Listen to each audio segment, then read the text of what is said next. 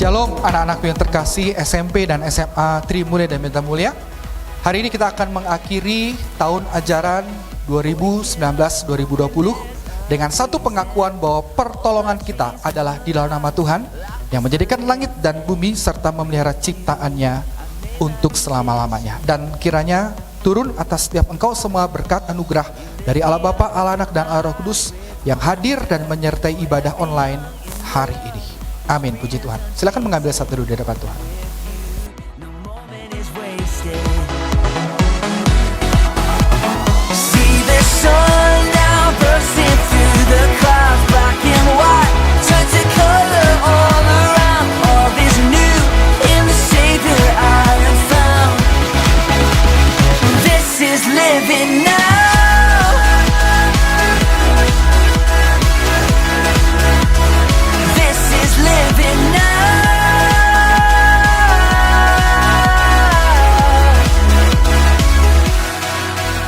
Shalom semuanya.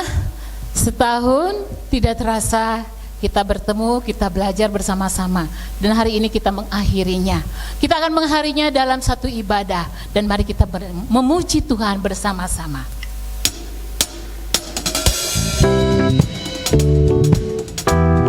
Mari semua memuji Tuhan. Kasih yang begitu besar, lebih kuat dari dosa. Kasih yang menemukanku, selamatkan dan pulihkanku. Ku naikkan syukurku, ku tak akan berhenti memuji, meninggikan namamu selalu, menari, memuliakanmu. Dibebaskan, dibangkitkan, hidup yang kau berikan kini hanya untukmu.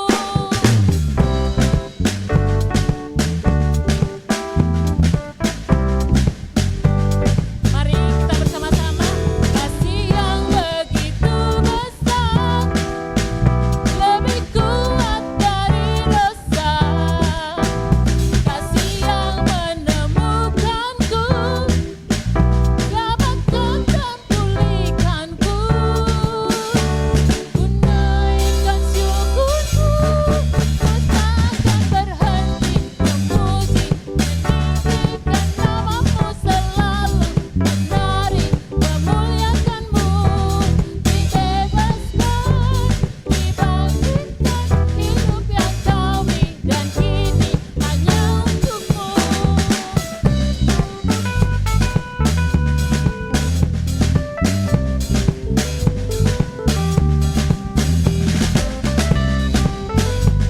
Mari mengucap syukur bersama-sama. Ku naikkan syukurku,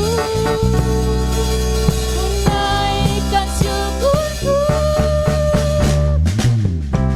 memuji, meninggikan namamu selalu, menari, memuliakanmu. Dibebaskan, dibangkitkan, hidup yang kau berikan kini hanya untukku. Ku tak berhenti memuji, meninggikan namamu selalu, menari, memuliakanmu. Dibebaskan, dibangkitkan, hidup yang kau berikan kini hanya untukmu. Hidup yang kau berikan kini hanya untukmu.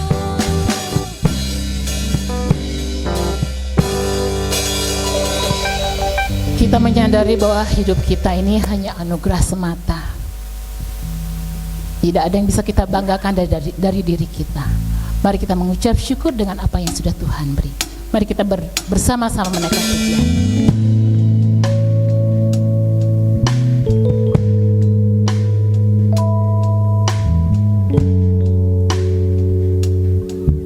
Mari kita katakan,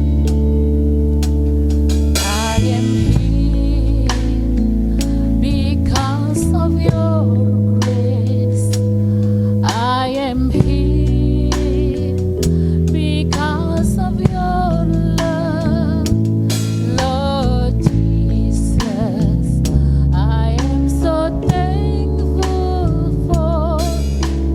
your grace abounds me. Thank you, Jesus, Jesus, Jesus. Thank you, Jesus. It's only by your grace that I could live today. Forever I will praise your name.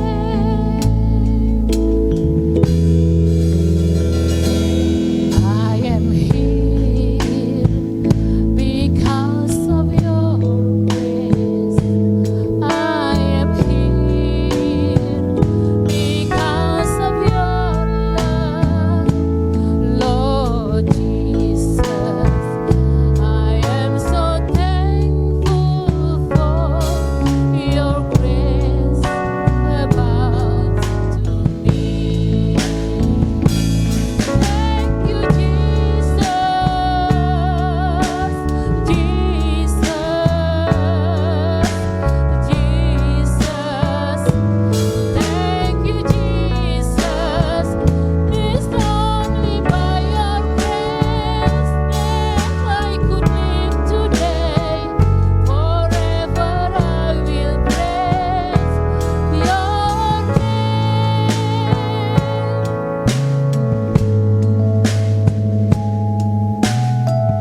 Mari bersama-sama mengucap syukur kepada Tuhan. Ada sebab anugerah-Mu, ku ada karena kasih-Mu, Tuhan Yesus. Ku berterima kasih buat kasih rahmat-Mu. Terima kasih, Yesus, Yesus. Terima kasih, hanya anugerah-Mu buat hidupku sekarang. Bukan memuji-Mu selamanya. Terima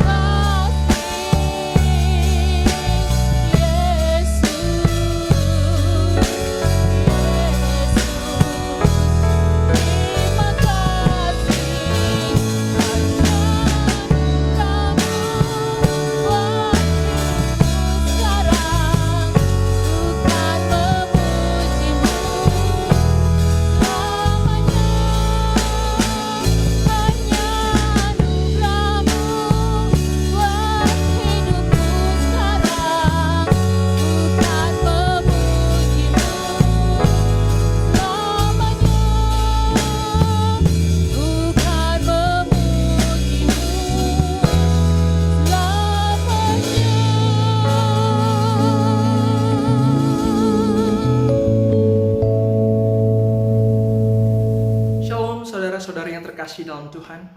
Kita bersuka hari ini karena siswa dan siswi SMP dan SMA Trimulya sudah sampai kepada penutupan tahun ajaran. Kita percaya ada orang tua yang selalu mendukung dari belakang. Kita percaya ada guru-guru yang selalu mendukung, memberikan arahan, memberikan pengajaran yang baik. Dan kita percaya ada penyertaan Tuhan dan anugerah Tuhan setiap harinya, sehingga kita bisa ada sampai saat ini. Haleluya, puji Tuhan. Nah, hari ini kita akan merenungkan satu bagian firman Tuhan dengan tema Grateful Heart, hati yang penuh dengan ucapan syukur. Dan firman Tuhan hari ini terambil di dalam Habakuk pasal ketiga ayat 17 sampai dengan 19. Saya akan membacakan untuk kita sekalian. Demikianlah bunyi firman Tuhan. Sekalipun pohon ara tidak berbunga, pohon anggur tidak berbuah, hasil pohon zaitun mengecewakan, sekalipun ladang-ladang tidak menghasilkan bahan makanan, kambing domba terhalau dari kurungan, dan tidak ada lembu sapi dalam kandang, namun aku akan bersorak-sorak di dalam Tuhan, beria-ria di dalam Allah yang menyelamatkan aku.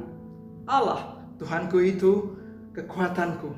yang membuat kakiku seperti kaki rusa, yang membiarkan aku berjejak di bukit-bukitku. Demikianlah bunyi firman Tuhan yang begitu indah. Tibalah saatnya kita merenungkan bagian ini lebih dalam. Mari kita tunduk kepala, kita berdoa. Tuhan Allah Bapa yang baik, buka mata, hati, dan pikiran kami, supaya kami bisa melihat keindahan dan kebenaran-Mu di dalam Yesus Kristus. Urapi hamba-Mu yang penuh dengan keterbatasan ini, supaya bisa mengkomunikasikan pesan-Mu kepada pendengar, sesuai dengan apa yang ingin Kau nyatakan kepada mereka. Kami berdoa hanya di dalam nama Yesus Kristus, penebus kami yang hidup. Amin. Saudara yang terkasih dalam Tuhan, kita berada di dalam satu perubahan yang cepat. Dunia yang kita tinggal itu bergulir dan bergilir dengan cepat, dan yang terjadi adalah satu peristiwa ke peristiwa yang lain, dan peristiwa yang kecil ataupun besar itu dapat merubah dunia yang kita tinggali. Kita ambil contoh di abad ke-17, ada seorang filsuf bernama René Descartes yang menyatakan satu statement, I think, therefore I am. Aku berpikir, maka aku ada. Maka yang terjadi apa? Boom! Yang terjadi adalah zaman enlightenment, zaman pencerahan. Setelah itu yang namanya sains, ilmu pengetahuan, dan zaman modern itu terjadi, ilmu pengetahuan berkembang, teknologi berkembang. Hanya karena satu statement. Lalu kemudian kita melihat satu contoh lagi dalam sejarah. Ada ahli bakteri dari Skotlandia yang kemudian dia keluar dari laboratoriumnya, dia balik, laboratoriumnya berantakan, cawan satu dengan cawan satu saling beradu, cairan saling tumpah satu sisi ke sisi lain. Dan di dalam cairan-cairan yang tumpah itu akhirnya secara kebetulan terbentuk satu zat yang disebut dengan zat antibiotik. Dan melalui antibiotik itu bisa menyembuhkan berbagai penyakit. Di Eropa yang usianya manusia kurang lebih 30 tahun bisa bertambah usianya. Dan kita tahu setelah antibiotik itu ditemukan, revolusi kesehatan, riset mengatakan bahwa umur manusia setiap tahunnya bertambah 3 bulan. Karena manusia lebih better dan bisa mengatasi penyakit melalui antibiotik. Itu terjadi karena kebetulan. Satu peristiwa yang aneh tapi merubah dunia. Dan bahkan kita tahu di konteks saat ini, di saat kita berada, ada satu perubahan yang begitu cepat. Tiba-tiba ada satu virus yang bernama COVID-19 yang kecil, yang tidak bisa dilihat mata, itu mempengaruhi dunia. Hasil kita tidak bisa keluar lagi, kita terkunci di rumah, kita tidak bisa bertemu dengan orang yang kita sayangi, kasih lagi sebebas seperti biasa. Kita kerja online, kita belajar online, kita ngajar online. Dan kita seperti seorang rapper Indonesia, Saikoji, yang menyatakan bahwa siang malam kita online. Saudara yang terkasih dalam Tuhan, kita melihat bahwa satu kalimat, statement bisa merubah dunia. Satu peristiwa yang terjadi secara kebetulan bisa merubah dunia. Dan bahkan satu virus kecil itu bisa merubah dunia yang kita tinggali. Di tengah perubahan yang begitu cepat itu, terkadang kita manusia tidak siap merespon terhadap perubahan itu. Alhasil apa? Kita stres, kita depresi, dan kita kemudian 3M. Apa itu? 3M, kita mengeluh, dan mengeluh. Kita bertanya, kau begini, kau begitu. Tapi Bapak Ibu sekalian, kita tidak sendiri. Karena di dalam pembacaan firman Tuhan kita hari ini, kita melihat bahwa Nabi Habakuk mengalami pergumulan yang serupa. Nabi Habakuk berada di dalam satu kondisi perubahan yang cepat dengan pergumulan yang tidak mudah. Sebelumnya Raja Yehuda, bangsa Yehuda itu dipimpin oleh Raja Yosia yang baik, yang saleh, yang takut akan Tuhan, kerajaan Yehuda baik. Tetapi kemudian mengalami transisi oleh Raja Jehoiakim yang jahat, di mana kemudian Nabi Habakuk harus mengalami akibatnya, bangsa Yehuda harus mengalami akibatnya, bangsa mereka harus mengalami ketidakadilan, mengalami kejahatan, dan akhirnya Tuhan mengizinkan bangsa Babilonia untuk menginvasi bangsa Yehuda karena Raja Jehoiakim yang jahat. Maka di tengah konteks perubahan hidup yang tidak mudah ini, yang terjadi secara tiba-tiba ini, karena Raja Jehoiakim yang jahat, yang baru saja menggantikan Raja Yosia ini, tidak heran ketika membaca pasal 1 dari kitab Habakuk, kita akan menemukan Nabi Habakuk komplain kepada Tuhan. Kita baca saja pasal 1. Seolah-olah ia mengatakan, Tuhan di mana engkau? Mengapa ini terjadi? Dan saudara, mungkin inilah kondisi kita saat ini. Di tengah masa pandemi ini kita mungkin bertanya kepada Tuhan, Tuhan, mengapa ini terjadi? Dan di mana engkau. Tetapi menariknya, di pasal 2, Nabi Habakuk yang komplain kemudian berubah tonnya. Dia mengatakan bahwa orang benar akan hidup karena iman percayanya. Wow, dari komplain ia mendeklarasikan imannya. Dan paling menarik, dari pasal ketiga dari bagian akhir dari kitab Habakuk ini, Nabi Habakuk itu bukan hanya sekedar mendeklarasikan imannya seperti pasal 2. Di pasal 3, Nabi Habakuk mengucap syukur dan memanjatkan doanya beria-ria kepada Tuhan. Wow, bagaimana mungkin kalau kita pikir kondisi seperti ini, saudara sekalian? Dari orang yang komplain di tengah pergumulan kehidupan yang berat, berubah menjadi orang beriman. Dan di pasal 3, sesuai dengan pembacaan kita hari ini, ia menjadi orang yang mengucap syukur di dalam kondisi dan situasi yang tidak mudah. Kalau kita baca di ayat ke-17, dikatakan sekalipun pohon ara tidak berbunga, pohon anggur tidak berbuah, hasil pohon zaitun mengecewakan. Disimpulkan di ayat 18, aku akan tetap bersorak-sorak dan beria-ria di dalam Tuhan. Satu ekspresi dari Nabi Habakuk yang luar biasa. Sekalipun pohon ara tidak berbunga, sekalipun. Ini menunjukkan bahwa konteks di masa itu, yang namanya pohon ara tidak berbunga, pohon anggur berbuah, pohon zaitun itu hasilnya baik. Itu adalah sesuatu yang normal di masa konteks bangsa Yehuda yang baik. Tetapi Nabi Habakuk tahu sebentar lagi semuanya yang normal itu akan menjadi tidak normal. Semuanya itu menjadi tidak ada. Tetapi meskipun semua yang normal itu, yang berbunga, pohon anggur yang berbuah dan lain sebagainya, itu diambil daripadanya, ia tetap bisa mengucap syukur. Bapak Ibu sekalian terkasih dalam Tuhan, bagaimana dengan kehidupan kita? Saat ini mungkin kita yang sudah tidak berada dalam kondisi normal, kita berada dalam kondisi new normal. Kondisi kita yang di old normal kita, yang kita bisa bertemu dengan orang, segala sesuatu, kita bisa pergi olahraga saat ini, kita bisa pergi hangout dengan teman-teman di mall, kita kemudian mungkin rindu dengan kantor kita daripada kita terkunci di rumah. Kita punya ekspresi dengan what I used to be, what I used to go. Segala sesuatu yang kita rindukan, segala sesuatu yang normal itu kemudian sudah hilang daripada diri kita, daripada kehidupan kita, daripada dunia yang kita tinggali. Pertanyaannya, bagaimana mungkin kita masih bisa mengucap syukur seperti Nabi Habakuk? Dan mungkin justru kita berbeda dengan Nabi Habakuk. Kita negatif, kita menggerutu, dan kita kemudian menyalahkan Tuhan. Saudara yang terkasih dalam Tuhan, sebenarnya apa rahasia daripada Nabi Habakuk untuk bisa memiliki grateful heart di tengah konteks perubahan dunia yang begitu cepat itu? Sebenarnya jawabannya cuma satu.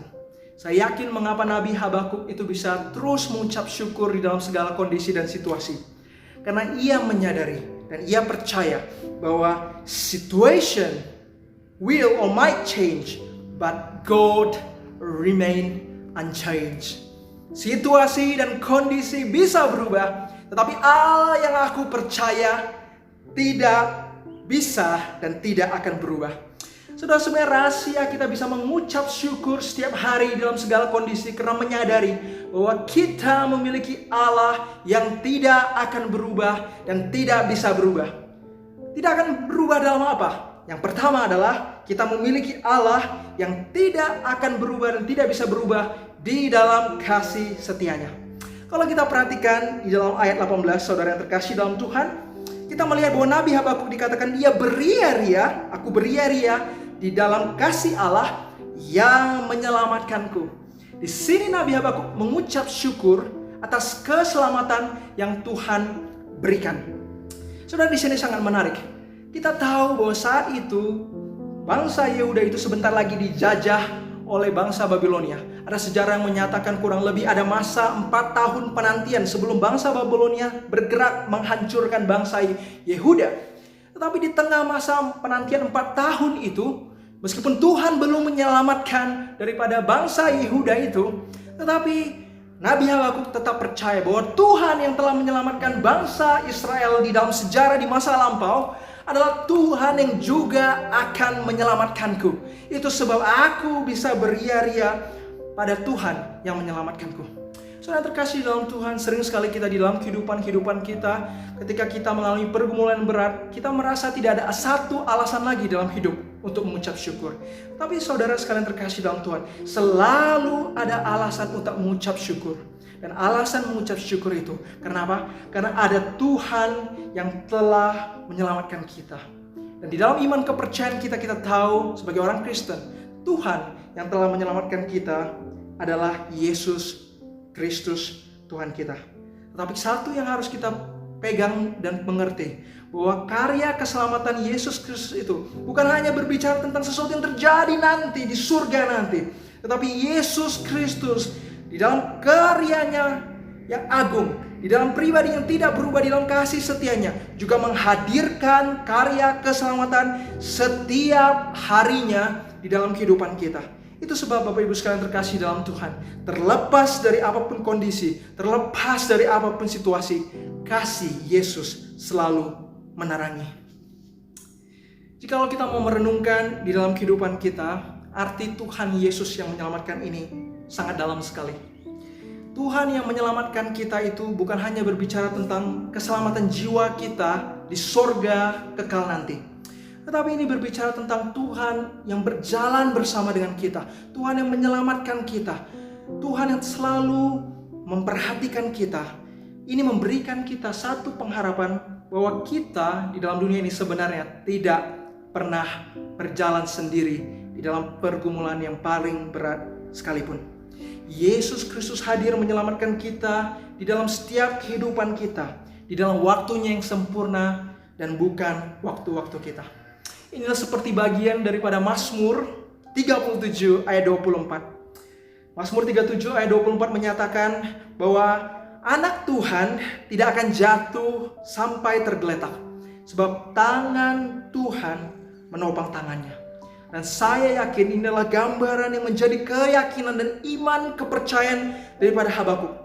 Ia percaya bahwa di tengah segala kondisi yang berubah, di tengah segala situasi yang berat sekalipun, bahwa ia akan tetap bisa bersuka meskipun yang normal itu diambil daripadanya. Kenapa? Karena ia percaya bahwa Tuhan adalah keselamatannya yang berjalan, menopang, dan tidak akan membiarkannya tergeletak dalam kehidupan.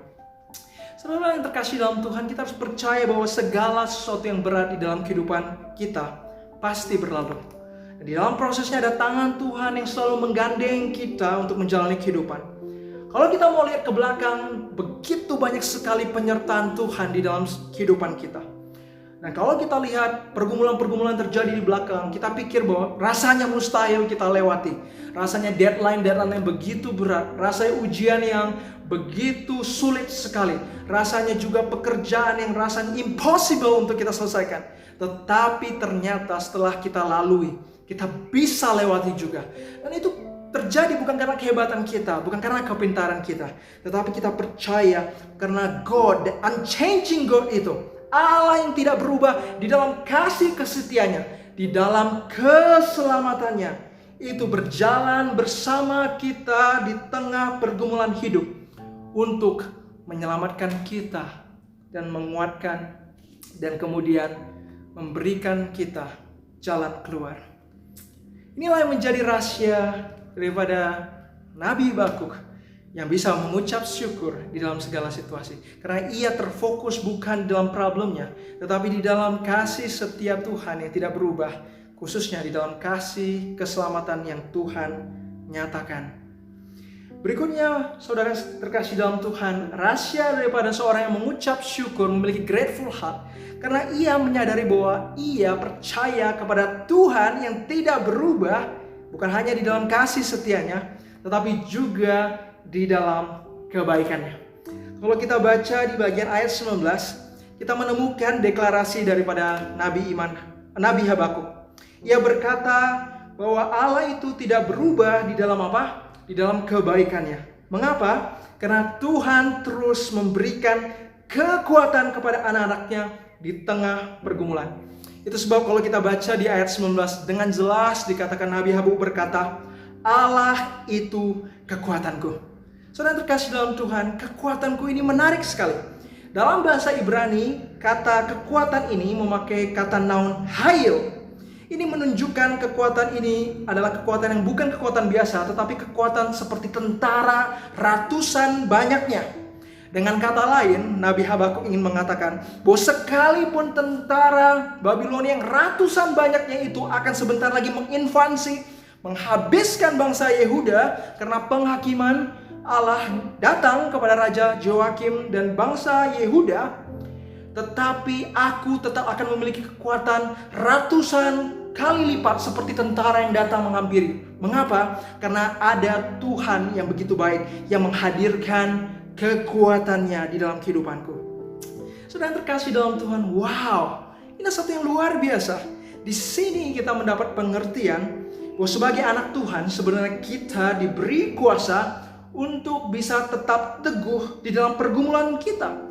Tuhan beri kita kekuatan yang sebanding dengan pergumulan kita. Tetapi terkadang di dalam kehidupan kita, kita lebih cepat mengeluh, kita lebih cepat menyerah, dan kita tidak mengandalkan kekuatan Tuhan. Tapi firman Tuhan ingatkan bahwa segala sesuatu, pergumulan yang Tuhan izinkan terjadi dalam kehidupan kita, baik dalam skala kecil ataupun besar, itu pasti tidak akan melebihi kapasitas dan kekuatan kita. Tuhan pasti memberikan kekuatan kepada kita untuk melalui pergumulan yang kita hadapi. Saudara, di sini kemudian Nabi Habakuk di ayat 19 kemudian menjelaskan lagi, Tuhan adalah kekuatanku dan bahkan Ia memberi kekuatan seperti rusa, kakiku seperti rusa. Ini adalah satu ungkapan yang sangat menarik sekali. Ungkapan kaki rusa ini adalah satu ungkapan kalau kita lihat di dalam perjanjian lama, juga pernah dinyatakan oleh Daud di dalam 2 Samuel 22 ayat 34. Kita akan menemukan di mana Raja Daud yang mengalami pergumulan berat, tetapi ia tetap beriman kepada Tuhan. Dia percaya bahwa Tuhan itu memberikan kekuatan, kakinya seperti rusa yang mampu menguatkan dia dan mampu membuat ia berdiri tegak di dalam kondisi yang berat. Kalau kita mau belajar dan melihat anatomi daripada rusa, kalau kita belajar biologi, struktur daripada kaki rusa, saudara sekalian terkasih dalam Tuhan, kita melihat kakinya panjang, ototnya kuat, yang memungkinkan daripada rusa itu bisa loncat tinggi dan kemudian mendarat dengan kokoh. Rusa juga memiliki struktur kuku yang unik, yang membuat dia di tengah konteks cuaca ekstrim seperti salju pun ia bisa terus berlari dengan kencang. Lalu kemudian kuku daripada rusa yang terdiri dari keratin, protein, dan kemudian juga dari bagian-bagian yang keras, yang katanya itu lebih keras daripada tulang, itu membuat rusa itu bisa tetap berdiri teguh di dalam bukit. Ini sebenarnya gambaran yang Tuhan ingin menyatakan kepada kita, bahwa di tengah pergumulan hidup, Tuhan itu sedang menyatakan kebaikannya dengan memberikan kekuatan kepada kita, sehingga kita bisa teguh menghadapi pergumulan yang berat di dalam kondisi yang paling ekstrim sekalipun. Maka di sini menjadi sebenarnya refleksi bagi kita anak-anak Tuhan. Sering sekali dalam kehidupan kita minta Tuhan untuk keluarkan kita dari problem. Tuhan, aku mau problem ini segera selesai. Tuhan, aku mau pandemi ini segera berlalu. Kita mau segala sesuatu permasalahan kesulitan kita yang berat itu diambil daripada kita. Tapi terkadang itu bukan jawaban daripada Tuhan. Terkadang Tuhan tidak mau dengan cepat memberikan kita keluar dari problem itu. Tapi Tuhan mau memberikan kita kekuatan. Dan kemudian kita berjuang di dalam kehidupan ini dengan mengandalkan kekuatan Tuhan. Tuhan tidak mau kita menjadi anak-anak manja yang kemudian merengek kepada Tuhan. Tuhan, jauhkan aku dari pencobaan. Tetapi Tuhan mau kita berjalan menghadapi pergumulan dengan mengandalkan kekuatannya selalu.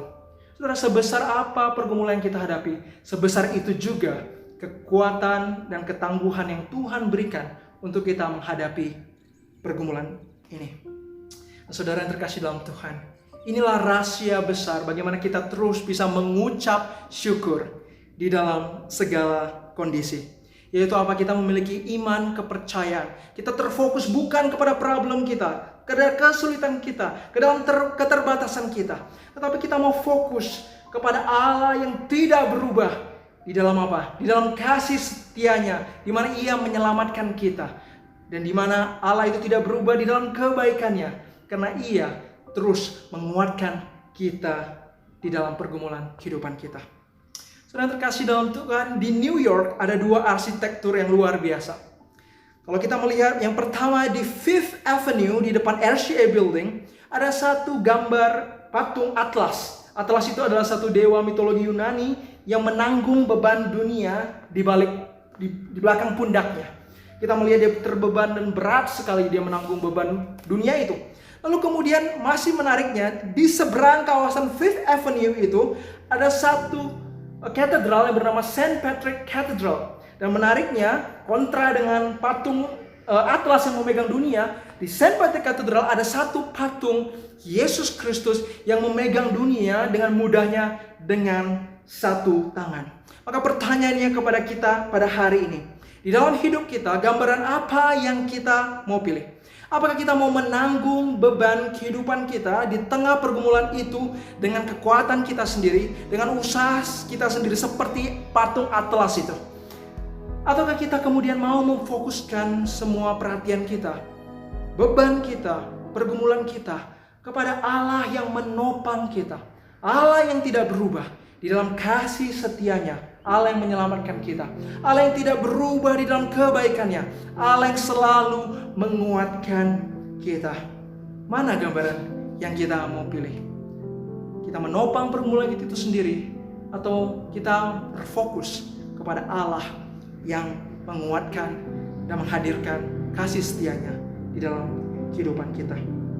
Saudara, di dalam konteks seperti ini, dengan memandang kepada Allah yang tidak berubah, kita mau terus mengucap syukur. Meski saya yakin tidak mudah di dalam konteks pandemi ini, kita melihat banyak hal yang juga masih kita bisa ucapkan syukur. Kita masih bisa saat ini mendengar firman Tuhan meski secara online. Kita bisa tetap belajar online. Kita masih bisa bertemu secara online. Banyak hal-hal dan berkat Tuhan. Dan mungkin kita saat ini berpikir bahwa aku sudah tidak bisa melakukan hal yang aku bisa lakukan. Tetapi ternyata tidak juga. Ternyata kita masih bisa melakukan hal yang bisa kita lakukan. Misalnya saja di Siprus, ada orang yang bisa mengajak anjing keluar jalan-jalan.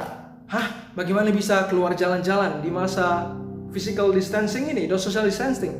Rupanya mengajak anjing jalan-jalan bukan dengan keluar dari rumah, tetapi dengan drone. Jadi dia memakai alat drone keluar, membawa anjingnya keluar jalan komplek. Kita pikir kita tidak bisa melakukan apa yang biasa kita lakukan. Ada orang mengatakan bahwa di masa seperti ini aku sudah tidak bisa melakukan apa yang aku inginkan. Aku tidak bisa menikah dan lain sebagainya. Tetapi ternyata di Indonesia masih bisa menikah. Dan ada orang yang membuka usaha menikah dengan green screen di belakangnya, mengganti layarnya. Jadi mereka tetap bisa menikah di rumah, tetapi mengganti layarnya dengan teknologi yang canggih. Saudara sekalian terkasih dalam Tuhan, banyak hal yang masih bisa kita lakukan di tengah pergumulan yang berat ini. Dan itu terjadi karena anugerah Allah yang tidak berubah itu menyatakan berkat-Nya di dalam kehidupan kita. So we need to keep positive. We need to be grateful always in the Lord. Kita mau belajar bersama seperti Nabi Habakuk. Ketika kita fokus kepada Allah yang tidak berubah, situation will change, condition may change, but God will remain unchanged in His loving kindness and in His goodness. Kiranya kita bisa mendeklarasikan seperti Nabi Habakuk yang berkata, sekalipun pohon ara tidak berbunga, pohon anggur tidak berbuah, hasil pohon zaitun mengecewakan, sekalipun ladang-ladang tidak menghasilkan bahan makanan, kambing-kambing terhalau dari kurungan, dan tidak ada lembu-lembu dalam kandang, namun aku akan bersorak-sorak di dalam Allah dan beria-ria di dalam Allah yang menyelamatkan aku. Allah yang membuat kakiku kuat seperti kaki rusa yang sangat kokoh. Demikianlah bunyi firman Tuhan yang mengajak kita untuk bisa terus mengucap syukur. Dan rahasianya adalah karena kita memiliki Allah yang begitu baik kepada kita, dan tidak berubah di dalam kasih setianya dan kebaikannya. Saya mengajak saudara sekalian setiap hari, ketika bangun tidur atau ketika kita memiliki waktu di dalam kehidupan kita, waktu kosong, atau kita menyediakan waktu, kita berdoa di dalam hadirat Tuhan. Kita tidak usah meminta ini, kita tidak usah meminta itu, tapi kita tenang. Kita justru datang mengucap syukur, say thanks. Kita bukan meminta-minta kepada Tuhan, tetapi di dalam doa kita say thanks atas kebaikan Tuhan dan penyertaan Tuhan selama ini di dalam kehidupan kita. Nah, ketahuilah, sebagai orang Kristen kita sering mengatakan hidup memuliakan Tuhan, glorify God, glorifying God in everything in our life. Tapi sebenarnya memuliakan Tuhan itu sederhana. Itu dimulai dengan hati yang mengucap syukur. Grateful heart is to be glory of God. Mengucap syukur adalah untuk kemuliaan Tuhan dan adalah suatu ekspresi yang memuliakan Tuhan. Be grateful always, have a grateful heart. Then that's mean we glorify God. Kiranya bagian firman Tuhan ini menjadi satu perenungan yang menguatkan kita di tengah segala kondisi. Mari kita bersatu di dalam doa. Tuhan Allah Bapa yang baik, kami mengucap syukur kami sudah mendengar kebenaran firman Tuhan. Kami tahu hari ini bahwa rahasia bahwa kami untuk bisa mengucap syukur selalu, memiliki grateful heart, kalau kami tidak terfokus pada kondisi, tidak terfokus pada situasi, tetapi kami mau terfokus kepada Allah yang tidak berubah di dalam kasih setia dan kebaikannya. Dan ini yang kita mau pegang, kami pegang sumber hidup kami. Hanya di dalam Yesus Kristus, penebus kami yang hidup, kami berdoa dan mengucap syukur. Amin. Tuhan berkati, and God bless you all. Kita akan mengakhiri ibadah ini. Mari kita bersama-sama memuji Tuhan, memohon berkat Tuhan untuk kita semua.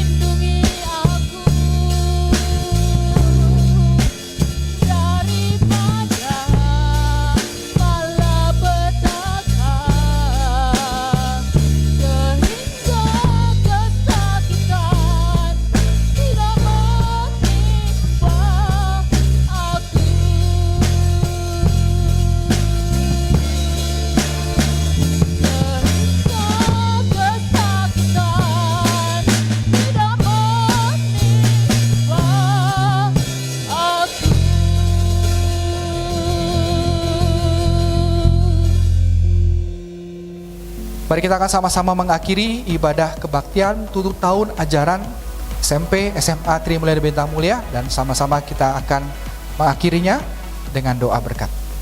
Kiranya berkat anugerah daripada Allah Bapa, penebusan di dalam Yesus Kristus, kekuatan penghiburan dari Allah Roh Kudus, menyertai dan memberkati setiap engkau dimanapun engkau berada, mulai dari hari ini sampai Yesus datang kedua kalinya, bahkan sampai dengan selama-lamanya. Amin. Halo semuanya, siswa-siswi dan peserta didik di SMA Bintang Mulia serta SMA Trimulya. Tidak terasa kita sudah mengakhiri tahun ajaran 2019-2020 ya. Dan tahun ini sangat-sangat unik. Never happened before bahwa kita harus melakukan hampir sebagian besar semester 2 ini belajar dari rumah atau home-based learning. Nah, saya ingin mengajak kita semua memanfaatkan waktu yang tersedia, yaitu adalah liburan ya, liburan kenaikan kelas. Ini adalah waktu yang seolah-olah cukup hening untuk diri kita merenung apa tujuan hidup kita di hari depan. Buat yang mau kuliah, pikirin mau kuliahnya apa ya. Kemudian yang kemarin masih belum puas dengan hasil akademiknya, belajar gimana cara meningkatkan hasil akademik kita. Belajar lebih rajin kah? Atau mungkin butuh guru pendamping, guru les, atau mungkin kamu bukan butuh guru tapi kamu butuh teman, komunitas belajar ya.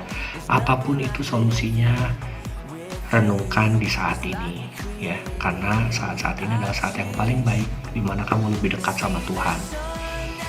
Saya baru akhir-akhir ini tahu fungsinya sendok ini dan tutup galon ya. Jadi sekarang saya kalau buka galon udah pakai sendok, dicongkel dari sini ya, tinggal ditarik dan nggak sakit tangannya. Dulu saya mesti congkelnya pakai jari ya, dan itu sakit. Poin saya adalah melalui renungan kita di saat masa yang tanda kutip sepi dari kesibukan belajar, biasanya kita bisa menemukan fungsi atau potensi diri kita ya. Dari yang sebelumnya kita nggak tahu buat apa, kita tahu. Mungkin kita bisa menemukan bakat atau hobi lainnya di saat liburan. Yang nggak pernah gambar, coba deh gambar. Yang gambarnya biasa-biasa, coba ditingkatkan. Siapa tahu nanti kuliah kepake. Siapa tahu dalam kehidupan di hari depan kepake. Karena yang perlu kita lakukan saat ini adalah waktu yang hening bersama Allah. Lakukan itu supaya kita semua bisa menikmati kehadiran Allah dalam hidup kita dan mensyukurinya. Tahun ajaran baru akan segera dimulai di bulan Juli nanti, dan kita tetap lakukan proses home-based learning seperti anjuran pemerintah, dan kita semua harus bersiap lebih rajin lagi, lebih disiplin diri, dan yang lebih penting lagi takut akan Tuhan. Sampai ketemu lagi di tahun ajaran baru.